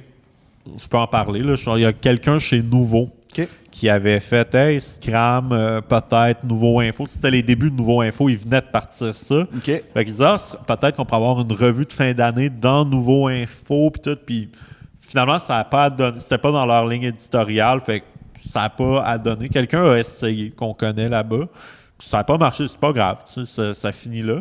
Mais là, ils voulaient repousser. Puis tout. Puis rester, je suis comme, regarde. Laissons le temps aller. Moi, je pense que si on essaye trop de rentrer, on n'aura pas le contrôle sur rien. Il y a des gens en haut qui vont nous dire quoi faire, quoi ne pas faire. Là, vous arrivez au moment où vos projets web sont financés. Fait que, dans le fond, la c'est télé, ça. Moi, tant qu'on ne perd pas de cash, moi, je suis content. Là. Puis la liberté, ça a un prix aussi. Ben oui, c'est sûr. On se le cachera pas d'avoir Juste pour rire qui nous donne un certain montant puis qui fait qu'on ne perd plus rien. Puis en même temps, nous, tout ce qu'on a à faire, c'est de leur envoyer les textes. Il fait « OK, parfait, allez tourner ». Il y a un mot à un moment donné qui ont dû changer tel mot pour pas que ça vire diffamatoire, mais ça a servi au sketch. C'était pas dans l'optique de downgrader. C'est comme non, il est plus précis avec ce mot-là. Puis en plus, légalement, ça évite du trouble. OK, parfait. C'est tout une affaire, ça. Tu t'attends à ça de toute façon, tant qu'à le fournir, tu t'attends à ce qu'ils donnent un peu de feedback. Ben, c'est normal, c'est eux qui payent, c'est eux qui diffusent. Il y a ce facteur-là aussi. Fait que oui, jusqu'à un certain point, c'est normal de te plier à des exigences, mais il faut pas non plus que ça vienne changer l'essence de ton projet non plus. Mais tu sais, le Club Soli, c'est la même affaire aussi. Eux autres, c'est pas eux qui sont allés cogner, c'est la télé qui ont fait à Arnaud. Ils voyaient que ça marchait sur Internet, ils voyaient que c'était de plus en plus populaire. Ils ont fait « Hey, ça te tente-tu d'avoir ton show de télé? » OK, mais bon, là, c'est de la supposition, mais je suis pas mal certain qu'on lui demanderait, puis il y a eu le gros bout du bâton pour choisir ses collaborateurs, avec qui moi je veux travailler. On l'a reçu au podcast. On l'a reçu, ça fait pas si longtemps. C'est ça qu'il disait, là. Qu'il y avait... Très peu, des fois, comme il dit, les sacres, il est bip, puis c'est un combat qu'il a dit. C'est majoritairement improvisé, là, fait que des fois, dans le discours, ils savent pas trop, mais dans l'idée du sketch, par exemple, il y a quand même une vision où, je pense qu'il y avait une affaire qui avait dit que ça avait accroché, mais ça avait accroché, mais sinon le reste, la prod faisait confiance. Très ouvert, je pense, ouais. Mais c'est ça. Fait que c'est vraiment dans cette optique-là qu'il faut aller. T'attends que les choses viennent, puis t'as plus de contrôle sur ta situation que si tu gosses tout le monde, puis que tu t'imposes, ben là, c'est OK, ça va marcher, mais à nos conditions, puis... Yes. Fait que c'est pas mal ça. Ben oui, mais avant de finir, je veux absolument qu'on parle des Costauds. Parlons un peu de ce projet musical-là. Ouais, ben les Costauds, c'est mon band. Ouais. Puis on a fait une tournée en France en 2019. C'est ça, hein? Parce qu'au début, c'était une joke. Les Costauds, c'était vraiment des chansons françaises très franchouillardes, des génériques d'animés. Puis c'était toutes des tunes reliées au Club Dorothée. Ça, c'est un peu notre côté tripeux. On a découvert ça. On faisait des clips sur green screen pour des génériques d'animés. Mais t'avais un chanteur local déguisé en latex qui chantait par-dessus ça. Puis ça, c'est vraiment kitsch. Puis nous, on a fait, hey, on veut faire ça au Québec. Mais c'était juste pour être 2-3 shows, là, juste pour le trip de dire qu'on l'a fait. Ça a marché. Mais ça a marché un peu, petit succès d'estime. Le monde fait « Hey, c'est malade ». On voyait qu'au show, le monde embarquait. Puis là, il a commencé à avoir des Français qui faisaient « Hey, c'est malade, venez jouer en France ». Là, on a fait un album. Là, il y a comme une espèce d'effet d'enchaînement qui fait que les opportunités se présentaient. Bon, on n'a pas fait d'argent avec ça, on l'a fait à perte, mais on s'est payé un triple. On s'est dit, on va y aller, on va booker nous-mêmes des salles. J'ai appelé, je pense, j'ai contacté 90 salles de spectacle à travers la France. Il y en a 6. Il y en a 5 ou 6 qui ont fait parfait, on vous veut. 5 ou 6 sur 90. Mais on l'a fait. On l'a pas volé, on l'a fait. Puis ça a été un asti de gros trip, c'était vraiment le fun. Puis là, on s'en allait pour y retourner une deuxième fois. Puis là, il y a eu la pandémie. Genre, on avait des grosses gigs de prévues, puis tout. Puis ça, genre, un festival devant 2500 personnes, ça a été débile. Puis là, la pandémie arrive, ça a tué le timing. Puis là, on a relancé, puis là, on se faisait ghoster. Fait qu'on a juste fait, Mathilde, le band est le fun. Le livre s'en venait. Fait qu'on a fait, hey, on va monter un genre de show de 20 minutes avec des génériques de Canal Famille pour souligner le lancement de notre livre. Là, ça a bien marché. Puis là, on s'est dit, on va le refaire à Québec. On a rajouté une coupe d'affaires, pas juste du Canal Famille, mais des trucs connus au Québec. Là, ça a bien marché. Puis là, on commence à avoir des offres tranquillement pour qu'on fasse des shows avec ça. Des festivals. C'est ça. Puis là, on se dit, ben, tu sais, ça serait trippant, mais on veut pas juste faire du Club Dorothée, pas juste faire du Canal Famille. Moi, j'ai une étiquette, là, un peu d'en face, on se le cachera pas. De Père en Flic 2? Oui. Non, mais une étiquette, parce que j'ai fait le livre de Canal Famille, on a fait beaucoup de sketchs nostalgiques, je sais. Je suis conscient de ça, mais je veux pas être juste ça. Tu sais, fait que c'est ça qu'on s'est dit, le band, on va l'ouvrir pour faire vraiment de la culture générale, en général, connue au Québec. Autant, oui, on va garder les meilleurs thèmes de Canal Famille, on va garder le meilleur de notre époque Club d'eau, parce que ça fait quand même partie de l'historique du band. On va garder les 3 meilleures tunes de cette époque-là.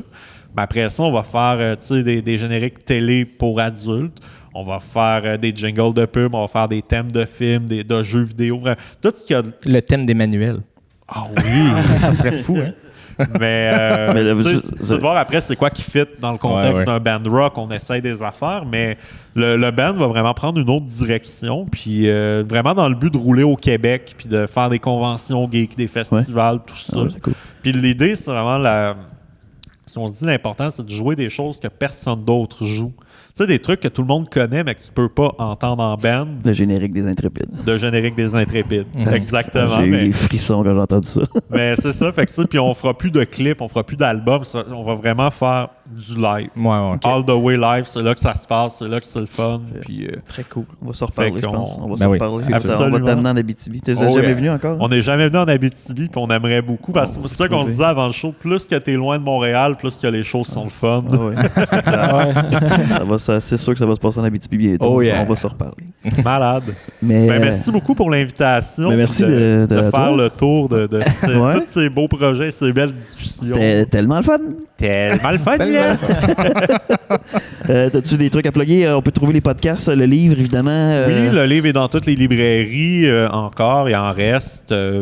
Je pense qu'ils vont en réimprimer d'autres s'il n'y en a plus. Fait que si ça vous intéresse, gênez-vous pas. Les pile-poils, on recommence à sortir du stock. Fait que sur Facebook, YouTube, Instagram, probablement que le sketch va être sorti au moment que ça va être diffusé. Moi, ça, on a fait une comédie musicale de District 31. Oh shit, OK. Puis, au moment qu'on enregistre, je sais pas l'impact, mais c'est drôle en crise. Ça n'a aucun asti de bon sens. Puis sinon, il y a des capsules. Ça aussi, ça va être sorti probablement au moment que ça va être diffusé. Avec Rachel Fontaine qui jouait Maria dans Radio Enfer. Quand même. Dans le fond, Rachel, elle a eu un diagnostic d'autisme invisible quand elle avait 40 ans, fait que ça fait à peu près 5-6 ans, il me semble. Puis là, elle a travaillé sur elle voulait faire comme une espèce de coming out par rapport à ça. Puis elle m'a appelé au début du mois de janvier. Hey, j'ai une idée de capsule pour démystifier ça, où est-ce que Maria parle à Rachel, qu'elle est enfermée dans la salle de bain, puis tout ça. Puis elle a écrit les 7 capsules. Elle a écrit ça, puis on est allé tourner ça avec... On a fait de la technique pour elle avec Daniel Roby, qui est un réalisateur qui a fait la peau blanche, qui a fait Louis Cyr, entre autres. Puis ça a été vraiment le fun à faire. Puis c'est ça. Puis oui, c'est lié à Radio Enfer, mais en même temps, c'est pour une bonne cause de démystifier. Parce que les gens ont souvent l'idée qu'un autisme, c'est non-verbal. Le côté le plus extrême de ça, mais il y a tout un spectre entre les deux. Puis il y a des gens qui le sont que ça paraît pas pantoute. Fait que c'est super le fun, ça démystifie bien. C'est dans le ton de Maria, quand même, qui casse right to the point. Elle peut se permettre de dire des affaires que d'autres peuvent pas dire. Fait que là, c'est sur Internet au moment où on se parle. Fait qu'on a travaillé là-dessus une partie du mois de mars. Puis là, on a des projets pour cet été. On s'y est occupé. All right. Parfait. Puis le Scram, on surveille ça en décembre prochain, j'imagine. Absolument, ça revient. Il doit y avoir du bon stock déjà, là, le chemin Roxanne, j'imagine que il y a ça. Ben, tu sais, souvent, de tout ce qui se passe avant le mois de mai, il faut que ça soit marquant en maudit pour qu'on en parle au mois de décembre. Mais on note tout quand même. Ça a été noté. On prend tout en note ce qui se passe. Puis après ça, on juge c'est quoi qui a marqué, c'est quoi qui n'a pas marqué, c'est quoi qui mérite juste un name drop, que c'est arrivé, c'est quoi qu'on fait un vrai sketch. Des fois, on fait des mix. Tu sais, dans le dernier scam, on a fait les filles de Caleb, où est-ce qu'on a mélangé. C'est là que tu vois la différence entre le bye-bye et nous autres. Le bye-bye, ils vont prendre un sujet, puis ils vont être sur un sujet, puis ils vont être juste sur ce sujet-là, puis ils ne mixeront pas. Nous, des fois, on va prendre 2-3 sujets qui sont à peu près dans le même range. On va tous les mettre dans le même sketch, comme ça. Moi, je pense que c'est plus winner de même, dans le sens que s'il y a un des 3 sujets que tu n'es pas au courant, au moins, tu en as 2 autres pour te rattraper, ou tu as la référence culturelle pour te rattraper. C'est plus que tu donnes de poignées de nos jours, mieux c'est. Mais eux, en même temps, ils ont un show plus long à faire, fait que c'est comprenable qu'ils prennent plus le temps. Mais c'est ça, fait que ça a donné un très bon sketch pour ça. Mais c'est ça, souvent on fait des mix, des associations. Tu sais, le truc de Doctor Strange, on passait plein de sujets secondaires là-dedans qu'on n'aurait pas nécessairement fait un sketch avec, mais qu'on se dit ça a quand même eu lieu, fait que let's go. Puis, fait que c'est ça, c'est super trippant. On va en refaire d'autres, on va en refaire jusqu'à ce qu'on sente qu'on a fait le tour. Mais à toutes les fois qu'on en finit un, on pense déjà à l'autre d'après parce qu'on est comme Chris, la réponse est malade, on veut refaire. On veut continuer. C'est clair. Fait qu'on a pour un bout encore. Moi personnellement, j'aimerais ça me rendre à 10 éditions. Là, on est rendu à la 7e ou la 6e, je me souviens pas. Mais moi, j'aimerais me rendre à Scram 2027, au moins. Idéalement plus, mais bon, pour moi, l'objectif, c'est 2026. Bon, si on arrête à 2026, on arrête là, puis si on fait le tour, on fait le tour. Mais moi j'aimerais ça pouvoir dire j'ai fait 10 ans de revue de fin d'année back-to-back. Parce qu'il n'y a pas grand monde qui peuvent le dire. Merci beaucoup, Simon Portelance. Merci beaucoup à vous, c'était super le fun. On va te réinviter, c'est sûr, il y a plein d'autres choses à jaser. Excellent. Salut. Merci.